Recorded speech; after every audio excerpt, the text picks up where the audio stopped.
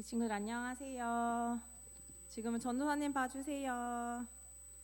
밑에 바닥 보는 거 아니고 전도사님 봐주세요. 잠깐만. 한 번만 되는지. 안 되는 것 같아요, 집사님. 네, 돌려주시면 잠시만. 네, 죄송해요. 잠시만요. 네. 자, 우리 친구들 지난주에 전도사님이랑 유일한 공격 무기라고 했던 거 전신갑주 6가지 무기 중에 유일한 무기라고 했던 거 뭐 있었죠? 주아 말고 다른 친구들 기억나는 친구들 있어요?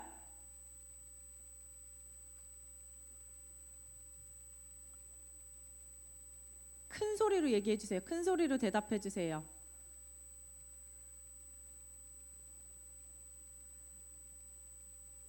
주아가 큰 소리를 한번 얘기해 볼래요? 뭐였죠? 뭐라고요? 안 들려요. 맞아요. 성령의 검이었어요. 이 성령의 검을 우리 친구들 다른 말로 하면 말씀 가운데 나와 있는데 뭐였어요? 성령의 검은 곧 땡땡땡이다 라고 말씀 가운데 이야기하고 계신데 혹시 기억나는 친구 있나요? 성령의 검은 곧 맞아요. 하나님의 말씀이라고 우리가 지난주에 이야기했어요. 그러면서 전도사님이랑 목사님이랑 하나님의 말씀을 어떻게 하라고 했는지까지 기억나는 친구들은 진짜 전도사님이랑 오늘 편의점 가자. 편의점 가자. 자, 전도사님이 하나님의 말씀을 이렇게 하라고 했고 목사님도 또 한 가지 이야기한 게 있어요. 기억나는 친구. 전도사님이 한 거 기억나는 친구 하나라도 말씀을 잘 거의 다 말해줬어요. 전도사님이. 이드나 이게 무슨 표시인 것 같아요? 말씀을 잘 듣고 또 말씀을 잘 읽으라고 이야기했고 목사님께서는 또 그 말씀을 잘 묵상하라고 이야기하셨었어요. 묵상은 우리 친구들 어떤 말이냐면 우리 말씀을 우리 마음 가운데 깊이 생각하고 우리 말씀을 깊이 생각하고 마음에 새기는 작업을 묵상이라고 이야기하셨어요. 매일매일 우리가 하나님의 말씀을 듣고 읽는 것도 굉장히 중요하지만 하나님의 말씀을 항상 생각하고 우리 마음에 새기는 이 묵상의 과정도 굉장히 중요하다고 목사님께서 이야기해 주셨어요. 더 나아가서 오늘은 이 묵상을 하면서 또 하나님의 말씀에 대해서 순종할 수 있는 어린이가 되어야 한다고 전도사님이 우리 친구들에게 이야기해 주고 싶어요. 우리 친구들 다들 순종이라는 단어 알아요? 뜻 알아요? 우리 고학년 친구들, 멋진 잼민이 어린이들 순종이란 단어 뜻 알아요? 뭐지? 순종이 뭐지? 순종이란 단어 들어본 적 있다. 이것도 못 들어봤어요. 자, 그러면 전사님이 얘기해 줄게요. 자, 순종이라는 것은요, 하나님의 말씀대로 행하고 그 말씀을 지키는 것을 이야기해요. 우리 친구들 주일날 와서 지금 여기서 우리 친구들 뭐 하고 있는 거예요? 그냥 가만히 멍 때리고 있는 거예요? 앞에서 전사님이 무슨 말씀하는지 그냥 보고 있는 거예요? 아니면 말씀을 어떻게 해야 된다 그랬어요?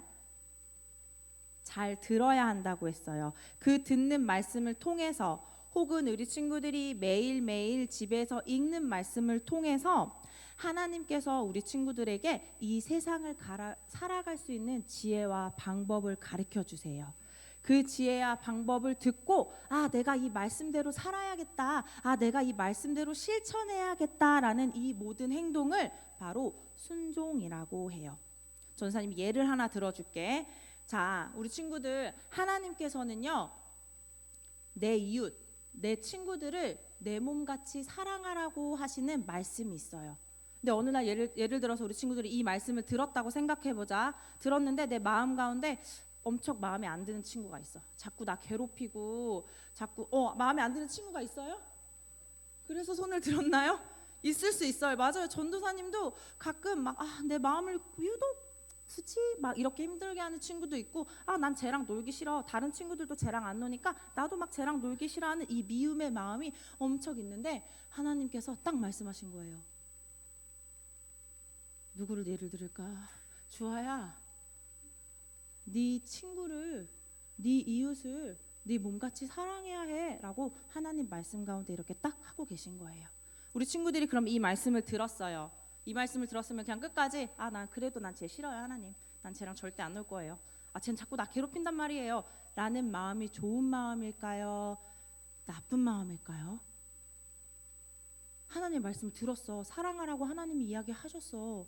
근데도 사랑하지 않고 미워하고 시기하고 친구들처럼 막 따돌림하고 하는 게 좋은 마음일까요? 나쁜 마음일까요? 나쁜 마음이에요. 힘들고 어려워도 하나님께서 나한테 이 마음을, 이 말씀을 주셨으니까 그 친구를 사랑할 수 있도록 노력해야 하고, 그런 행동 자체가 우리가 하나님 앞에서 순종하는 거예요. 근데 우리 친구들, 여기서 전도사님이 아주 굉장한 팁을 가르쳐 줄 거야. 팁. 내 스스로 난 사랑할 수 있어요. 하나님, 난 저 친구를 사랑할 거예요 라고 하면 절대 우리의 힘으로는 할 수 없어요. 우리가 어떻게 해야 되냐면, 성령님이라고 혹시 들어봤어요? 들어봤어요? 다행이에요. 들어봐서. 이 성령님한테 기도하면서, 하나님, 저는요 제 스스로 저 친구를 사랑할 수 없으니까 사랑할 수 있는 힘을 주세요. 저 친구를 도와줄 수 있는 힘과 마음을 주세요. 이렇게 기도하면서 나아가는 이 모든 과정이 우리 친구들이 바로 하나님 안에서 순종하는 거예요. 하나님 말씀 안에서 순종하는 과정이에요. 그래서 우리가 이렇게 하나님의 말씀에 순종할 때 우리는 하나님과 더 가까워지고, 또 우리의 삶 가운데 아주 귀한 열매를 맺는 복된 삶이 될 거라고 하나님이 말씀 가운데 이야기하고 계세요. 그런데 우리가 이렇게 하나님의 말씀에 순종하는 법을 더 잘하기 위해서 먼저 누구한테 순종해야 되냐면, 누굴까? 맞아요. 바로 우리 옆에, 우리 친구들 옆에 있는 누구? 우리 부모님한테 순종하는 법을 배워야 해요. 우리 친구들, 오늘 전신갑주 말씀 나오는 에베소서 6장 1절에서 3절 말씀에 보면 우리 친구들, 자녀들에게 하나님께서 말씀하고 계세요. 뭐라고 이야기하시냐면, 자녀들아, 주 안에서 너희 부모에게 순종하라. 이것이 올바른 일이라고 말씀하고 계시고요. 네 아버지, 네 어머니를 공경하라. 이것은 약속이 있는 첫 계명이니, 우리가 이렇게 하나님의 말씀에 순종하고 엄마 아빠 말씀을 잘 듣고 순종할 때 우리가 이 땅 가운데 하나님께 축복받는 아주 귀한 삶이 된다고 하나님께서 이야기하고 계세요. 우리 친구들, 하나님께서는 모세를 통해서 10계명을 주셨어요. 10계명을 주셔서 1번에서 4번은 하나님과 우리와의 관계에 대해서 지켜야 할 약속을 꼭 얘기하셨고, 5번부터 10번은 사람과의 지켜야 할 약속을 이야기하셨는데, 그중 바로 첫 번째는 너 우리 부모님을 공경하라는 약속의 말씀이셨어요. 그만큼 하나님 다음으로 우리가 중요하게 생각하고 생각해야 될 분들은 바로 우리의 부모님이라는 거예요. 그렇기 때문에 우리가 하나님 말씀으로 하나님 말씀 다음으로 잘 듣고 잘 순종해야 하는 분들은 바로 우리 부모님이에요. 우리 친구들, 오늘 얘기 잘 들었죠? 첫 번째, 하나님 말씀에 순종해야 된다고 했죠? 그러면서 전도사님이 부모님의 말씀에도 잘 순종해야 된다고 했어요? 안 했어요? 그러면 적어도 오늘 하루는 우리 친구들 부모님 말씀 잘 들을 수 있나요? 대답 안 하네요. 하나님 말씀에 순종하라 그랬는데. 엄마가 밥 먹자 하면 네 하고 한 번에 좀 가줄 수 있나요? 대답 안 하는 친구들은 나름 그래도 하나님 안에서 거짓말을 하지 않기 위해서 노력하는 거라고 볼게요. 우리 친구들, 우리가 하나님 말씀에 순종하고 또 우리 위에 세워주신 그 부모님 말씀에 순종하여서 하나님께 칭찬받고 이 땅 가운데 축복받는 귀한 하나님의 자녀가 되길 축복합니다.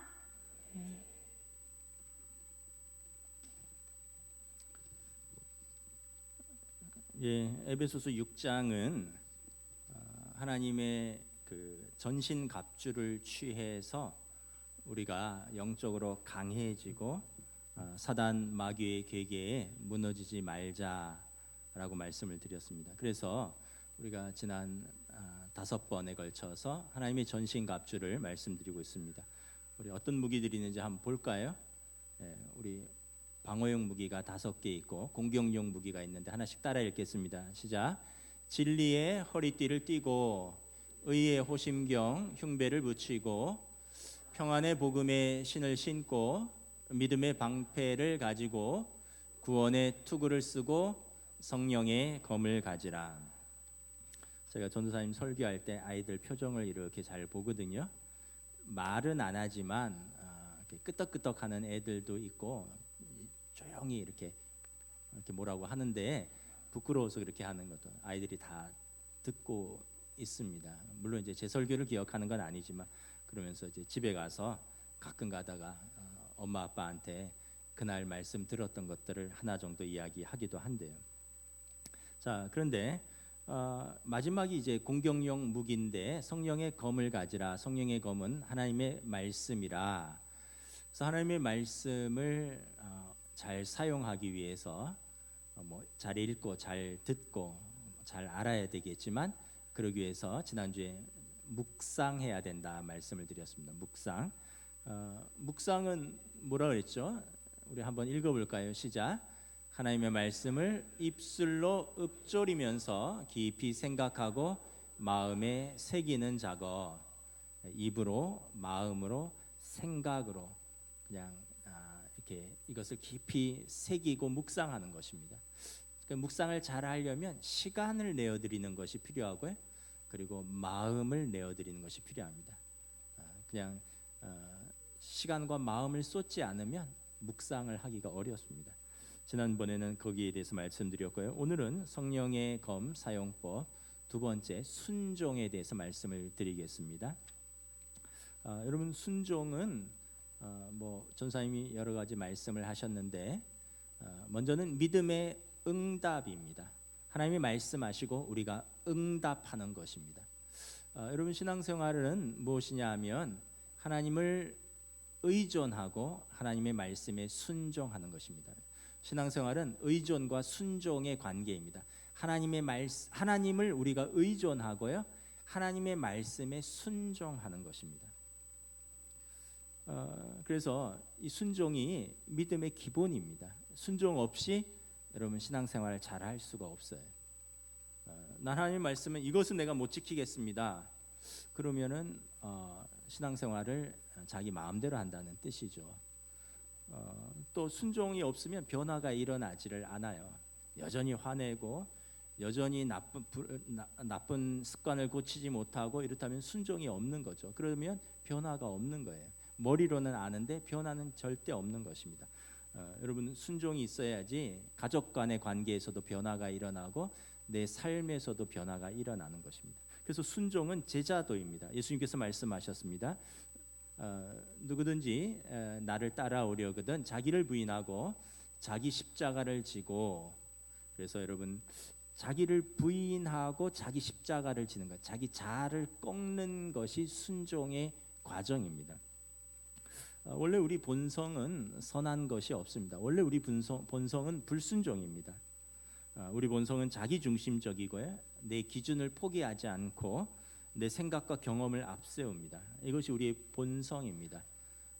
아까 전사님이 아이들에게 부탁을 했는데 오늘만은 좀 엄마 말을 아빠 말을 한번 순종이니까 좀 들어보자. 그 얘기는 뭐예요? 여러분 우리 자녀들이 너무 착하고 너무 예쁜데 순종은 어렵다는 것을 보여줍니다.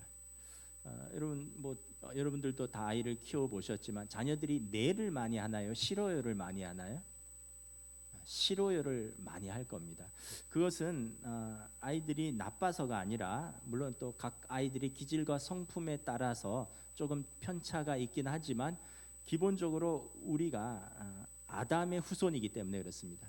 하나님의 말씀에 불순종한 그 불순종의 DNA를 가진 아담의 후손이기 때문에 그렇습니다. 그래서 순종은 우리의 본성을 꺾는 것입니다. 우리의 본성을 쳐서 복종시키는 작업입니다. 그래서 자기를 부인하고 자기 십자가를 지는 이 제자도의 길인 것입니다. 일반적으로 성숙한 신앙인은 믿음과 순종이 함께 갈 때입니다. 우리가 믿음은 많이 강조를 하는데 순종은 그렇게 강조를 하지 않습니다. 그래서 야고보서에 보면 행위, 믿음에 따른 그 행위, 순종에 대해서 강조하는데 이제 일부에서는 야고보는 믿음이 중요하지 행함을 강조한다고 비판하기도 하는데 이 행함을 순종으로 이렇게 바꾸면 야고보 사도의 의도를 잘 알 수 있습니다. 여러분 야고보서 2장 말씀인데요. 괄호치고 행함을 제가 순종이라고 바꿔놨습니다. 우리 같이 한번 읽어보도록 하겠습니다. 시작.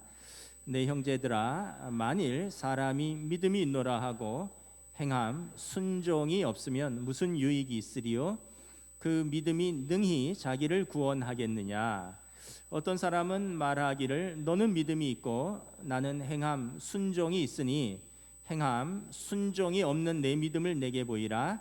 나는 행함 순종으로 내 믿음을 내게 보이리라. 영혼 없는 몸이 죽은 것 같이 행함 순종이 없는 믿음은 죽은 것이니라. 그래서 여러분 우리가 믿음을 많이 강조하고 순종하지 않으면 우리 삶에 변화가 없다라는 거죠. 그래서 우리가 왜 우리 삶에 변화가 없을까? 저도 여러분들도 좀 더 순종을 노력해야 되는 것입니다. 그리고 그래서 이 순종은 묵상이 넘쳐날 때 순종할 수 있습니다. 우리가 깊이 묵상할 때요, 우리 안에 계신 성령님께서 우리를 진리 가운데로 이렇게 이끌어 가십니다. 그래서 하나님의 말씀의 사용법은 깊은 묵상과 그리고 삶에서의 순종으로 쓰는 것입니다. 자, 순종에 두 가지 순종이 있습니다. 첫째는요, 두려워서 억지로 하는 순종이 있습니다. 억지로 하는 순종은 예를 들면 예수님 시대 2000년 전에 또 우리나라 조선 시대에 그때는 자유인과 종이 있었습니다. 종은 주인의 명령에 순종해야 했습니다. 복종해야 했습니다. 하지 않으면 형벌이 따르기 때문에 그렇습니다. 주인의 명령에 순종하지 않으면 종은 밥을 굶거나 아니면 매를 맞는 형벌을 받았습니다. 그래서 종들이 주인에게 순종하는데 그 동기는 두려움입니다. 그래서 비자발적인 억지로 하는 순종입니다. 요즘 군대에서도 그렇다고 합니다. 옛날 군대는 때렸는데 요즘은 그렇게 때리지는 않는데요. 벌점을 매긴다 그러더라고요. 그래서 벌점이 쌓이면 휴가 가는 것을 제한하고 더 나아가면 병사들 진급이 늦어진대요. 상병에서 병장 진급을 해야 되는데 한 달 늦어지기도 한다는 거예요. 그러면 월급이 병장 월급보다 상병 월급이 20만 원이나 더 적은데 그 진급이 늦게 될 만큼 월급도 적게 받는 것입니다. 그러니까 병사들도 내키지는 않지만 벌점이 있어서 그래서 개인적으로 손해 볼까봐 순종하는 부분들이 있다는 거예요. 예전처럼 욕하거나 때리면 지금 군대는 큰일 납니다. 그래서 이 어떤 면에서 보면 이런 벌점을 통해서 신상 필벌을 하는 것이죠. 여러분 신앙생활도 혹시 이렇게 하는 분 계십니까? 하나님이 엄한 분이고 그래서 지옥 갈까봐 신앙생활 하시는 분 안 계세요? 우리가 불순종하면 하나님이 이놈하고 갑자기 병을 주시거나 갑자기 교통사고를 난다 한다거나 그런 식으로 해서 우리를 개인적으로 힘들게 하고 어렵게 할까봐 그래서 하는 순종이라면 이것은 형벌이 두려워서 억지로 하는 순종입니다. 자, 여러분 두 번째 순종은 어떤 순종이 있습니까? 사랑에서 기쁨으로 하는 자발적인 순종이 있습니다. 우리 전에 화면 잠깐 보시죠. 우리 요한일서 4장 18절 말씀 우리 한번 함께 읽도록 하겠습니다. 시작. 사랑 안에 두려움이 없고 두려워하는 자는 사랑 안에서 온전히 이루지 못하느니라. 사랑이 없으면 두려움이 있고요. 그 두려움으로는 형벌 때문에 하기 때문에 온전히 이루지 못한다는 거예요. 근데 사랑으로 하면 이 두려움을 내어 쫓고 온전함으로 이루게 하는 것입니다. 그래서 여러분 우리가 사랑에서 기쁨으로 하는 자발적인 순종은 하나님이 무서워서가 아니라 하나님을 사랑해서 그래서 하나님의 뜻을 알고 하나님의 마음을 기쁘게 하기 위해서 하는 자발적인 순종입니다. 예를 들어서 집에 뭐 다 큰 딸이 있어요. 뭐 다 큰 딸이 뭐 청소년일 수도 있고 대학생일 수도 있고 뭐 시집간 딸일 수도 있고. 그런데 어느 날 집에 왔더니 싱크대에 설거지가 가득한 거리에 설거지 거리가. 딸이 문득 그런 마음이 들었어요. 엄마도 피곤한데 엄마 오기 전에 설거지 해놔야겠다. 이것은 엄마가 시켜서 하는 설거지도 아니고 너 이 설거지 안 하면 엄마가 집에 와서 혼낸다고 해서 하는 설거지도 아니고 그 일이 자기 눈에 들어왔고 엄마를 생각하는 마음이 들었고 엄마가 힘들까봐 또 엄마를 사랑해서 엄마를 기쁘게 하기 위해서 하는 그런 사랑의 동기로 자발적으로 하는 설거지인 것이죠. 여러분 또 어떤 한편 젊은 남녀가 사랑을 합니다. 남자친구 집은 방화동이고 여자친구 집은 상일동입니다. 뭐 제가 그냥 만들어낸 거예요. 방화동은 어디냐면 강서 끝입니다. 김포공항에서 좀 더 가요. 상일동은 아마 강동북 쪽일 겁니다. 5호선 끝자락이. 방화에서 상일동은 지하철로 보시면 5호선 끝에서 끝인데 1시간 40분 걸립니다. 그런데 남자친구는 헤어질 때 밤이 늦었으니까 데려다 줄게 하고는 방화동까지 이렇게 남자친구 집이 방화동이라 그랬나요? 헷갈리네. 뭐 아무렴이 어떠세요? 하여튼 방화동까지 데려다 주고 자기는 그 차를 타고 1시간 40분을 또 걸쳐서 상일동으로 돌아가요. 여러분 이것처럼 비효율적인 일이 어디 있습니까? 근데 이게 누가 시켜서 절대 하지 못하는 거죠. 근데 사랑하면 가능합니다. 조금이라도 사랑하는 사람과 더 함께 시간을 보내고 싶고 그 사람의 마음을 더 기쁘게 해주고 싶고 그것이 또 나의 기쁨이고 그래서 이것은 사랑에서 기쁨으로 자발적으로 하는 순종의 행위입니다. 그 시간과 그 에너지가 조금도 아깝지 않습니다. 물론 집에 와서는 피곤해서 기절하겠지만 말입니다. 뭐 매일 할 수는 없겠지만 근데 사랑하면 기꺼이 순종할 수 있다는 거예요. 여러분 로마서 8장 15절 말씀입니다. 우리 함께 읽습니다. 시작. 너희는 다시 무소하는 종의 영을 받지 아니하고 양자의 영을 받았으니 우리가 아빠 아버지라고 부르짖느니라. 자, 우리는 뭐가 아니라고요? 종이 아니라는 거예요. 우리는 뭐라고요? 양자. 예수님을 통해서 우리가 하나님의 자녀로 받아들여진 사람입니다. 종이라서 하나님을 두려워하는 게 아니에요. 종은 두려워하죠, 주인을. 근데 우리는 자녀이니까 두려움이 아니라 기쁘게 한다라는 거예요.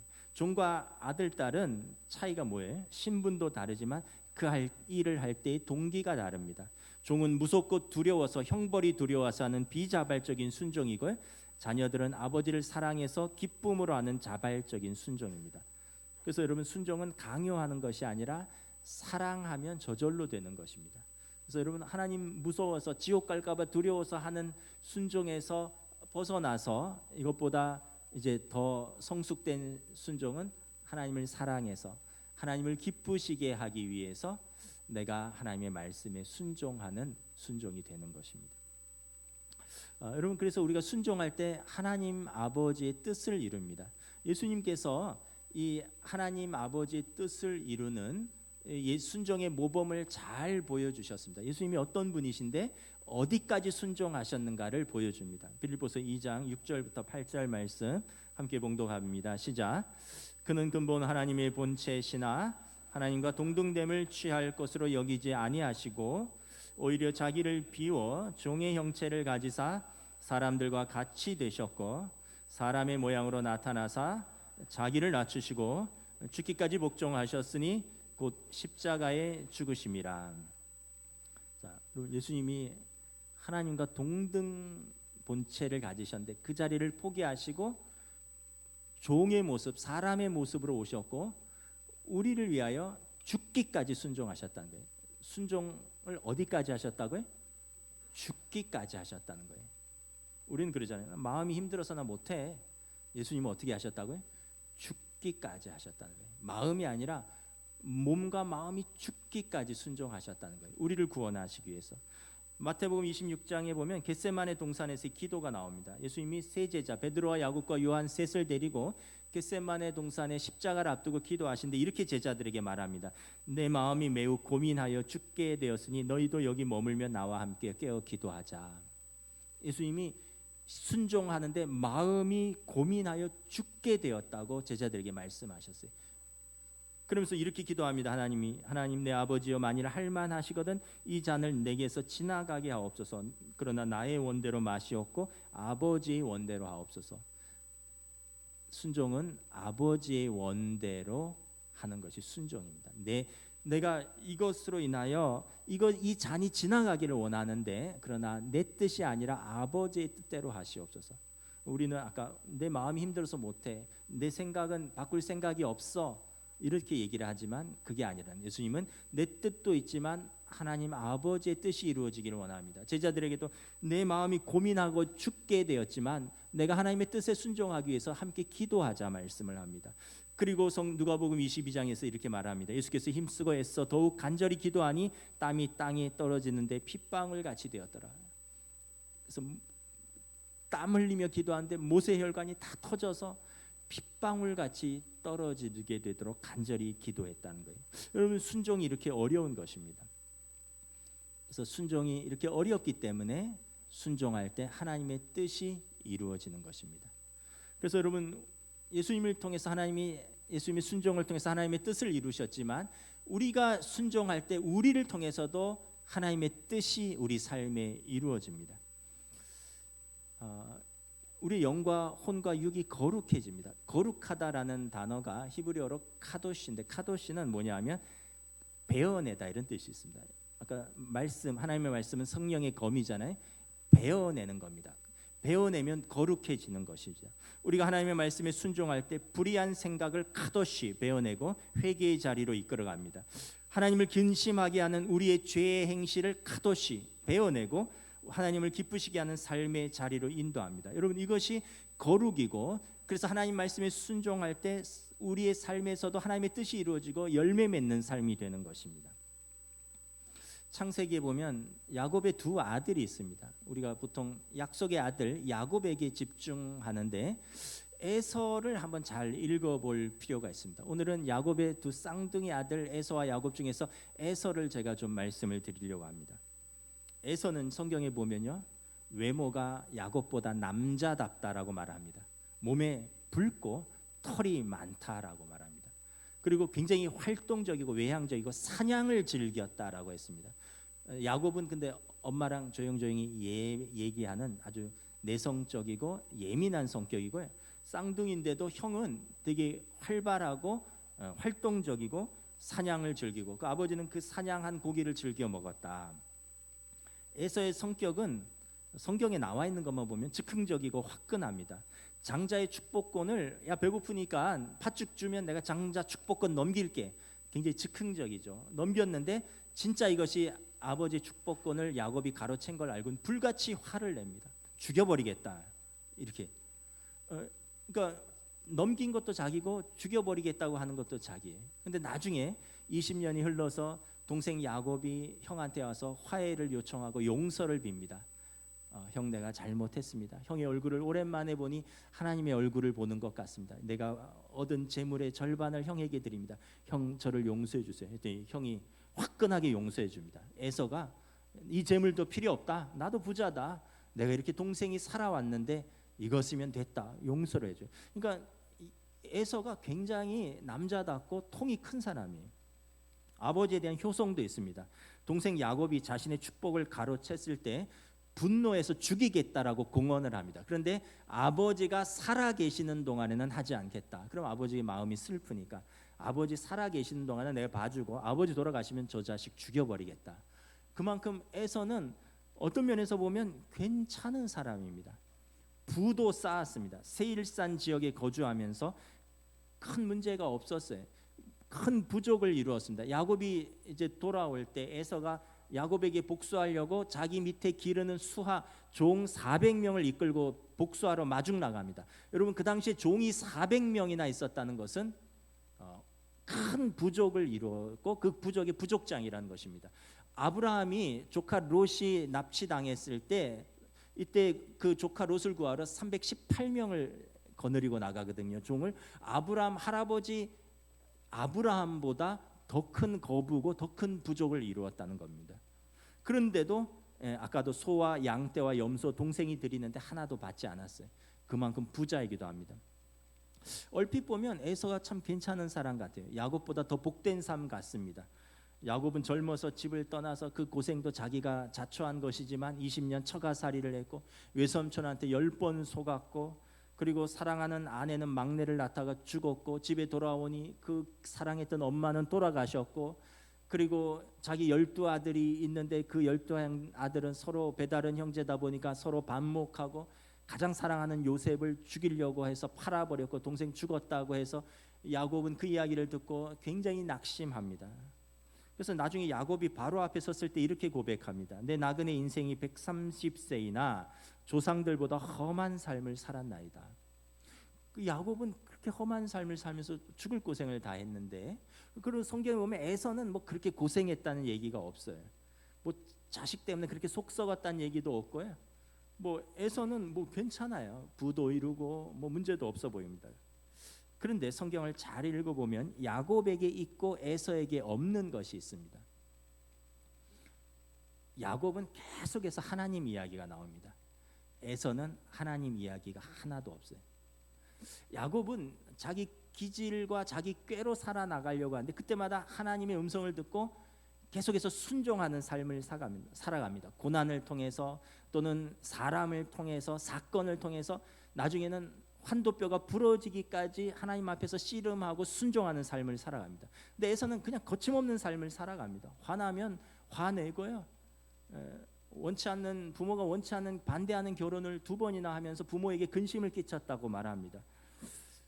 에서는 그냥 거침없이 자기 마음껏 살았습니다.